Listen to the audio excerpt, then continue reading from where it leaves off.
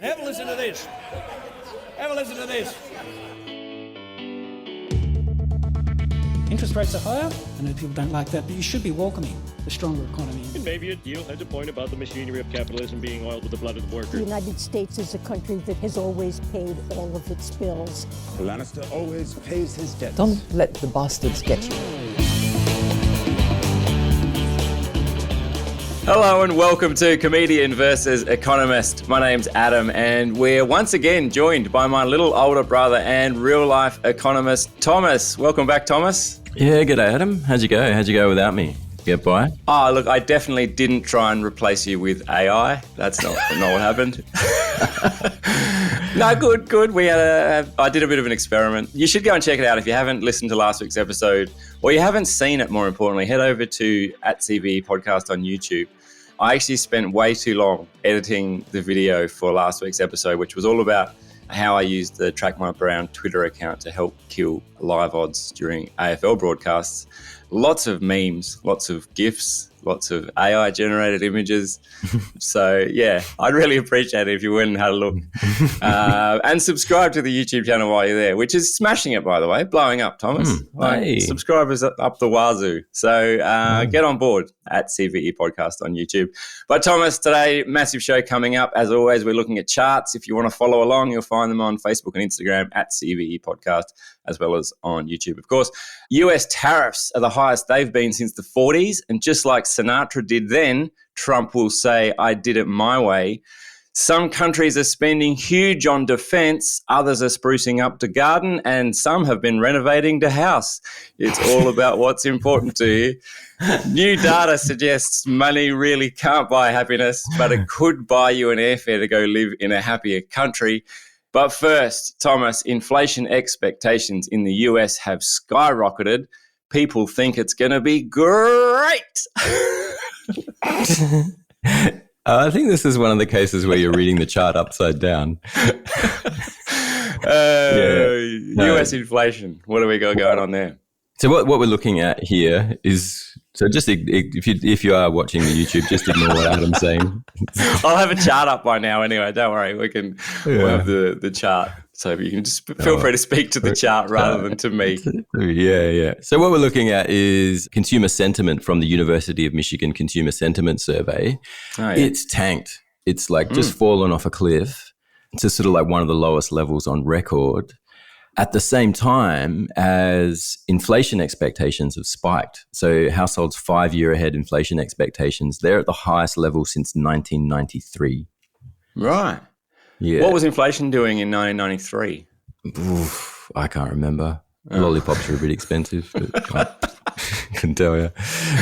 Right. No, I mean, that was sort of coming out of the 90s recession. Yeah, I'm not too sure. I heard Jerome Powell say this morning, actually, he thinks inflation from the tariffs will be transitory. But I do have a recollection of hearing the word transitory before, and then things stuck around for a long time. Yeah, Mohammed El-Arain was slamming him for that comment, saying it's way too early to talk about transitory, particularly when you talk about tariffs. Right. Yeah. So inflation.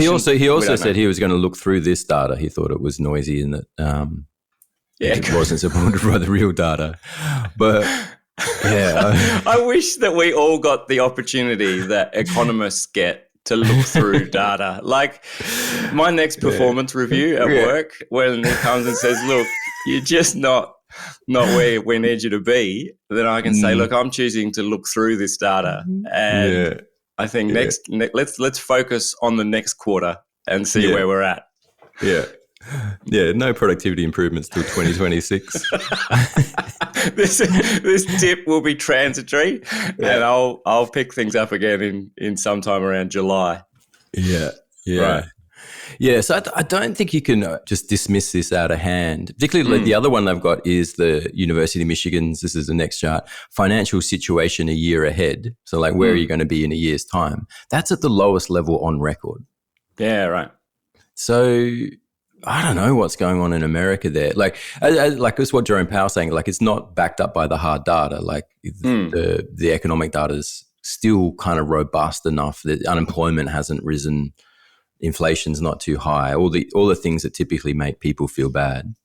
Right. But, so this is just like a fluffy opinion piece in the newspaper where this is just like hearsay and innuendo from people who think things rather than and he's going, well, I've got data that says things aren't that bad. Yes. Yeah. Well, yeah, that's right. But it does matter because what that says, if those things hold, the financial situation a year ahead holds at record lows, consumer sentiment holds at record lows, that starts to create a momentum where they're starting to rein back spending, they're starting to increase their savings buffers, they're cutting back on retail spending, and that then starts to feed into your broader economy. A self-fulfilling prophecy. Yes, that's right. Right. Yeah. What does it do? So that would kind of, how does that affect the share market? I guess that would start to eat into that too because people start nothing out good. of nothing good. Yeah. Nothing good. Yeah. Like particularly all the consumer facing businesses will start to struggle. Apple, Amazon, so on. Yeah. So it's interesting. It's just trying to think like what's actually happening in America at the moment on the ground. I think it's just the uncertainty, and I think a good chunk of the population think we're heading towards dictatorship. Yeah, wow. The evidence is, it's there if you want to look for it, I think. It's pretty just the question of who will be the dictator. Is it Trump or is it actually Elon Musk? Yeah, or Peter Thiel, or who knows? Oh, who knows who he is? Right, yeah, I see. Yeah.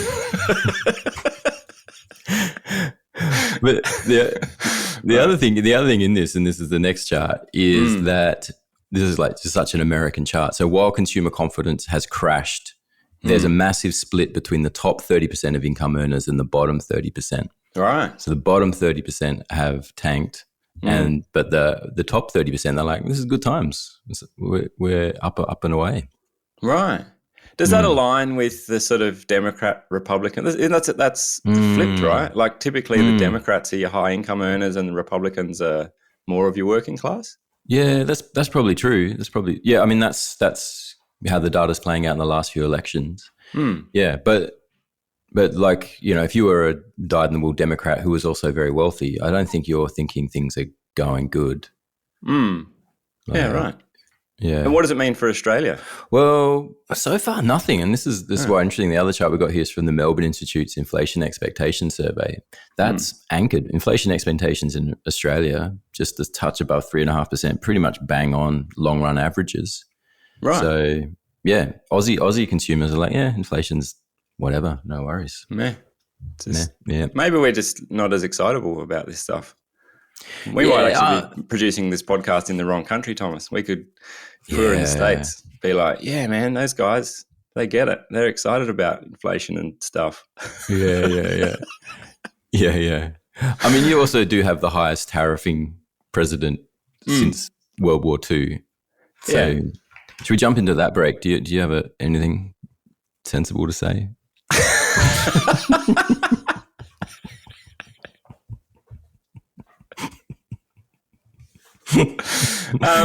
Yeah, I do.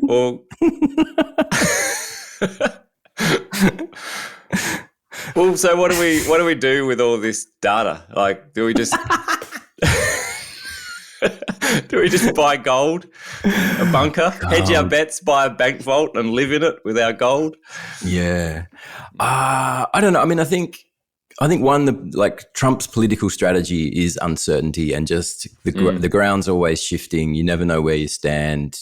Things, executive orders come and they go, and that works really well for frustrating your opposition and dispersing any sort of attacks, because it's like people just don't know what to attack, don't know where to attack. Yeah, nothing sticks. So it's a really good political strategy in that sense. But an economic strategy, I think what we're seeing here is it's creating a sense of chaos in households and consumers who are then starting to freak out. And then that is going to have real economic implications at some point if you keep it up. So like, I wonder if we're seeing that the chaos strategy, we're starting to see its limitations here. Yeah, right.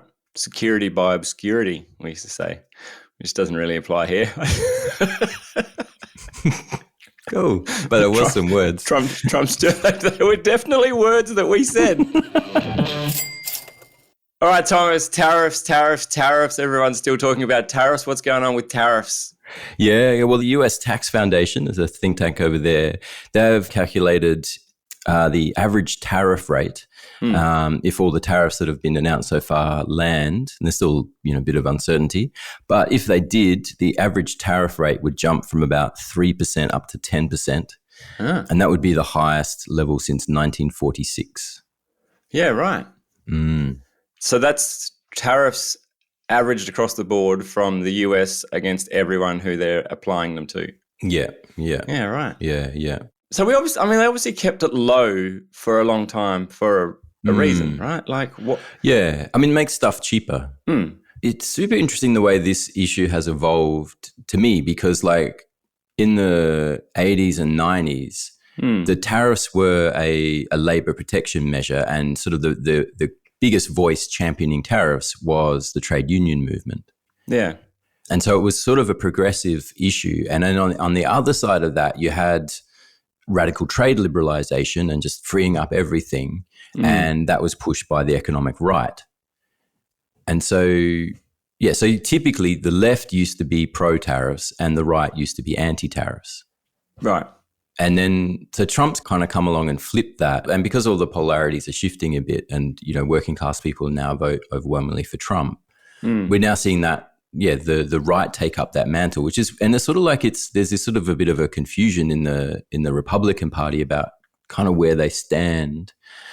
But sort of the idea is like, firms were pushing for lower tariff rates because that made their imports cheaper, which then gave them more room to increase their margins and then also pass on cheaper prices to consumers as well. And so sort of the idea was, we don't need to be manufacturing this stuff here where labor is expensive. We'll send the factories over to China where labor is cheap, and then that'll make the goods we're using cheaper.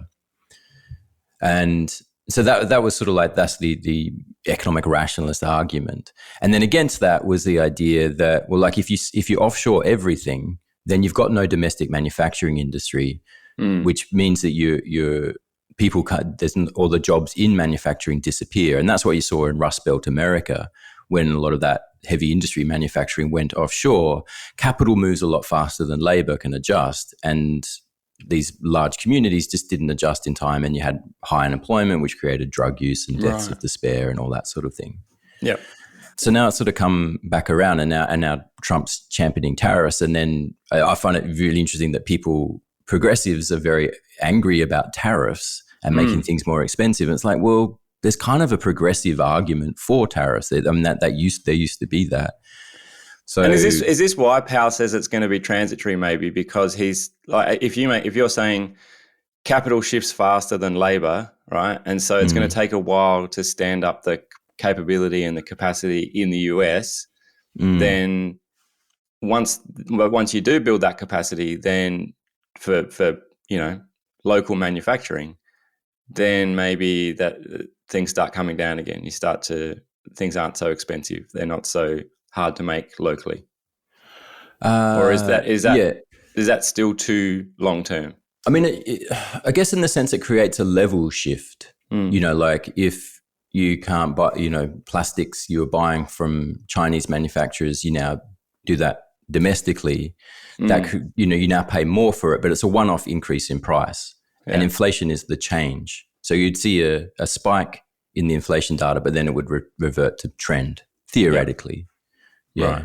But I don't know that. Yeah. So that could be why Powell's saying we can look through it. And are we seeing any impacts already? Yeah. So the Empire State Manufacturing Survey, that's seeing that prices paid has lifted pretty sharply since the start of the year. Right. Probably, almost doubled. Yeah. It's a bit of a choppy index, but it's definitely on the way up. And so this is what who's paying what prices here? This is businesses paying the prices they're paying for goods, like to sell. Yeah, that's right. This is manufacturing firms. So firms in the manufacturing industry are the prices they're paying for their inputs. Right. So it's not the prices that people are paying for the goods that they're buying from the manufacturers. No, that's right. Which presumably would also be going up. Well, they'd have to pass that cost on, right? You'd think. Unless they've got margins that they can eat into, they're going to have to pass those costs on. And consumers are primed for it. Like that's the other thing with once consumers start expecting prices to go up, firms look at that and go like, well, now's a good time to raise our prices. Time to deliver. We can make a lot of people very happy with their predictions if we just jack our prices up. Yeah. But if inflation's not a story in the zeitgeist and you increase your prices, people go, come on, that happened with Coles and Woolies, didn't it? Weren't they accused of doing that? So when inflation kicked off in Australia and they started putting their prices up, everyone was like, oh, hang on a second. When inflation's running at 5% and you've put your prices up 10%. That's feels a bit grabby.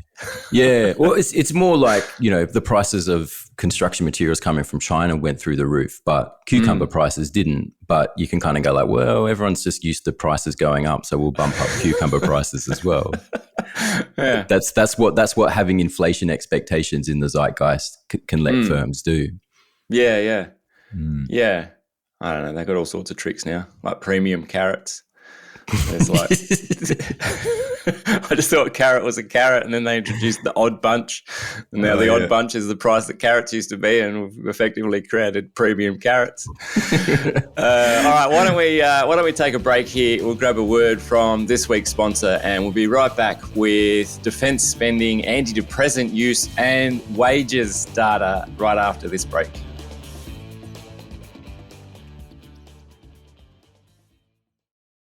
Welcome back here on Comedian versus Economist. You can send us an email if you like, cve@equitymates.com, or via the website, equitymates.com/CVE. You'll also find us on Instagram, Facebook, and YouTube at CVE Podcast. But Thomas, defense spending, looking at some data here, this is massive.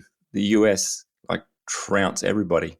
What's going on? Yeah. So I think it's interesting. So the context here is that Trump is saying to NATO, the European countries, you guys need to lift your defense spending budgets. You're relying too much on the US to come and save you, and you're not investing enough in your own defense.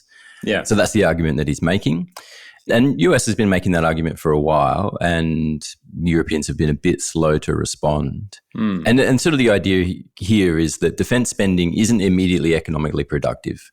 Like a defense budget doesn't boost your economy. It costs you money. You've got to raise taxes to fund it. So if you can get a free ride with defense, that frees up money for other things. And that's sort of what the Trump's argument is, that European countries have been free riding.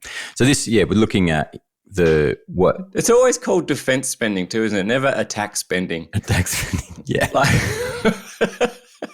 Like everyone in the world is only spending on defense. It's like who's attacking anyone? Like if every entity in the world only bolsters defense, then arguably everyone's fine. But it's like someone's doing some attacking out there, and not disclosing it on their budget.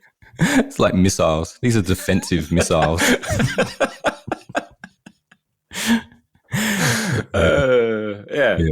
But attack is the best form of defense. I think that's true. Attack is a subcomponent of defense. So this is looking at the top 15 nations. US is almost half of the world. Yeah, right. And this is an annual budget. So they're spending $968 billion a year, which is almost $1 trillion a year on defense, which is just what, and that's half of the entire world.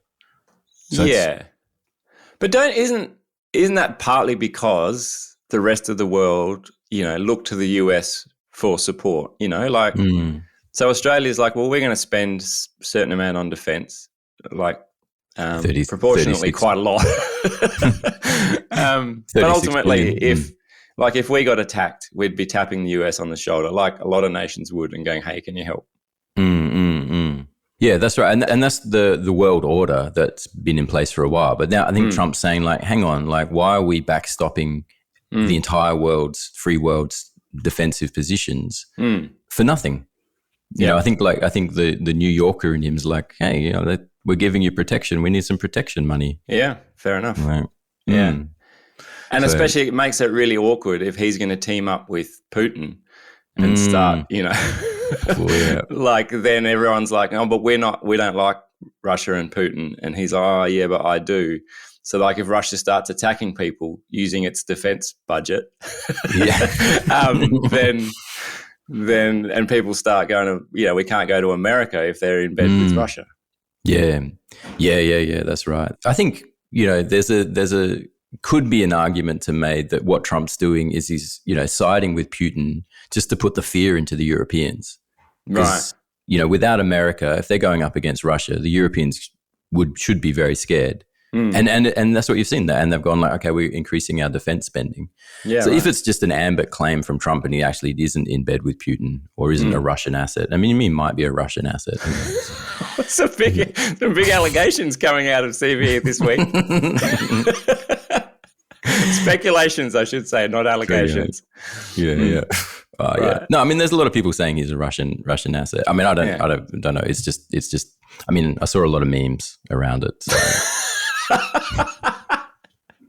In case you wondered where Thomas gets all of his data from, sure, they look like well-researched charts. They're actually just dressed up memes from Reddit. Yeah. Charts are just nerd memes. But so right. US is $1 trillion, China's 235 billion, Russia's 146 billion, Germany, the top European at 86 billion. So that's staggering really to think that the US is almost 5 times bigger than China, their defense spending budget. Yeah. Mind you, China's making paper mache missiles and parading them down the streets. So are they? Maybe they haven't done that for a while. No, that was North Korea. Apologies, China. Okay. That was North Korea. Yeah. Oh dear, you're going to get bombed. Oh man, we are in so much trouble. I've offended China and North Korea in the same sentence after we accused Trump of being a Russian asset. Yeah. Right. Yeah. Anyway, the only other takeaway here is Australia, little old Australia, comes in at 11th place with 36 billion, behind South Korea, ahead of Italy. Yeah, so, yeah. To be fair, that was just one submarine. We had a bit of a cost blowout on the sub program. We got one sub. Yeah, it's parked in America. All right, Thomas, finally on the show today. It's been a tough show, but I'm glad we've reached the antidepressant portion of the show. What are we looking at here? Yeah, so this is global antidepressant users per 1,000 people. Right. So, looking at who's on antidepressants as a share of the population. Country. Yeah, in each country. Yeah, so the league table of which country has the most antidepressant use. Probably not surprising. US, far and away number one, 110 people per 1,000 people, 11% of the population. Right. Which is a lot just on I mean, that's prescribed antidepressants. Yes, that's over 10% of people are taking antidepressant medication. Yeah. Well, in the system. Like, I wonder if there's people who are taking it who are outside the system too. I don't know. Oh, yeah. Okay. Yeah. Like getting it through Mexico or somewhere.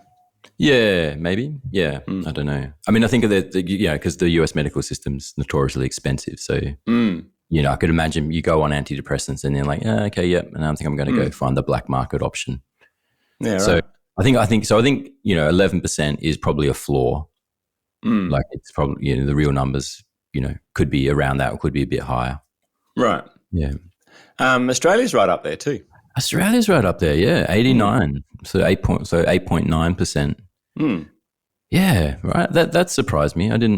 Iceland's number 2 at 106. Yeah. Like, it's a pretty dark place. There's probably seasonal affective disorder. Literally and figuratively. I more meant literally. Like, because they talk about like depression rates spike in dark countries during winter because people aren't getting enough sunlight. Yeah, okay. Well, I challenge that because I have in front of me the World Happiness Report. Oh, right. And the top countries ranked 1, 2, 3, 4, and 5. Finland, Denmark, Iceland, Sweden, Netherlands. Wow. According to worldhappiness.report. So Iceland's number 3 for happiness and number 2 for antidepressant use. Well, antidepressants are working then. Is that very seasonal. Well, yeah. Maybe the next release of the antidepressant data will see Iceland kind of shoot up a bit, shoot to the top. Yeah. Oh, there you go. Yeah, but they're interesting. Like they're all in the same sort of region. And then you go to Costa Rica at number 6 in terms of the happiness. Australia's at number 11th. Number 11th. Number 11th. Right. Yeah. There you go. Wow. Right, but what can we make of this data? Do you think? I don't know. I've been is there an economic angle here? I presume that we're can we say that it's like related to economic conditions? Yeah, I don't know. I mean, I wondered if it was related to income, but then you look at like France is down at 50. So France, Germany, 50. So like they've got similar, GDP per capita to Australia in the same ballpark, but like almost half as much antidepressant use. Yeah. Right. So I don't imagine it's tied to income. It doesn't seem correlated with income.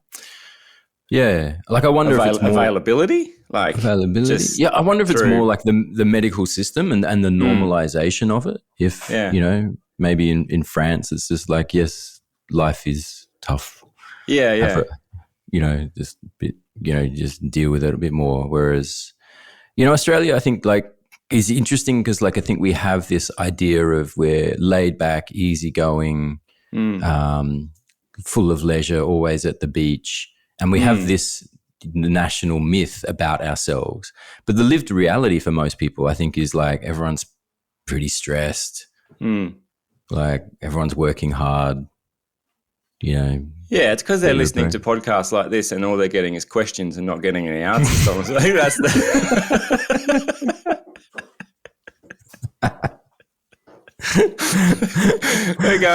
they're hearing this and they're going, oh, it's interesting. You've got some data. I expect he'll now tell us why this is the case. But no.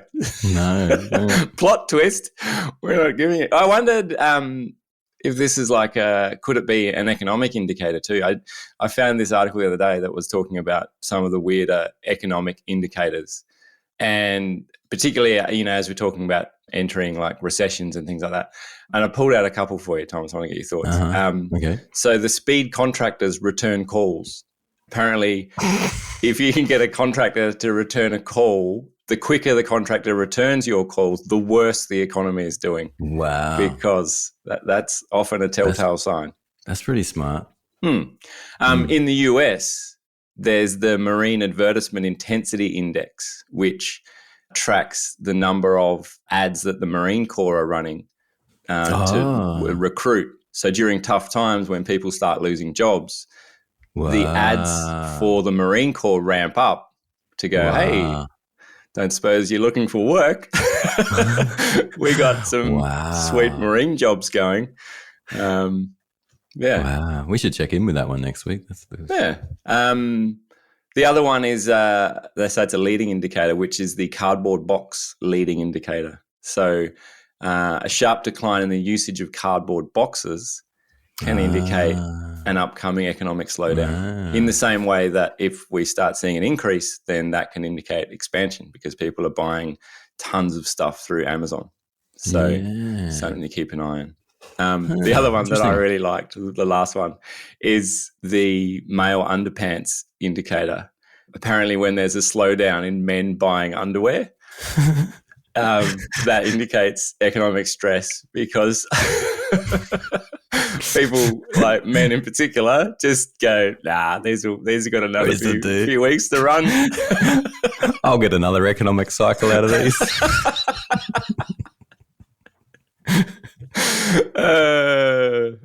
There we go. So maybe the antidepressant thing is a similar thing. I don't know. All right, let's leave it there. Thank you so much for tuning in. Really do appreciate it. Why not subscribe to the show if you haven't done so already? Subscribe in whatever podcast player you're listening on right now, or if you're on YouTube, then smash the subscribe button. I don't even know if that's a thing. Do that. But thank you for tuning in. Really appreciate it. We'll talk to you again next time on CVE. Until then, it is bye for now. Comedian vs. Economist is a product of Equity Mates Media. All information in this podcast is for education and entertainment purposes only. It is not intended as a substitute for professional finance, legal, or tax advice. The hosts of Comedian vs. Economist are not financial professionals and are not aware of your personal financial circumstances. Before making any financial decisions, you should read the product disclosure statement and, if necessary, consult a licensed financial professional. Do not take financial advice from a podcast. For more information, head to the disclaimer page on the Equity Mates website where you can find ASIC resources and find a registered financial professional near you. In the spirit of reconciliation, Equity Mates Media and the hosts of Comedian vs. Economist acknowledge the traditional custodians of country throughout Australia and their connections to land, sea and community. We pay our respects to their elders, past and present, and extend that respect to all Aboriginal and Torres Strait Islander people today.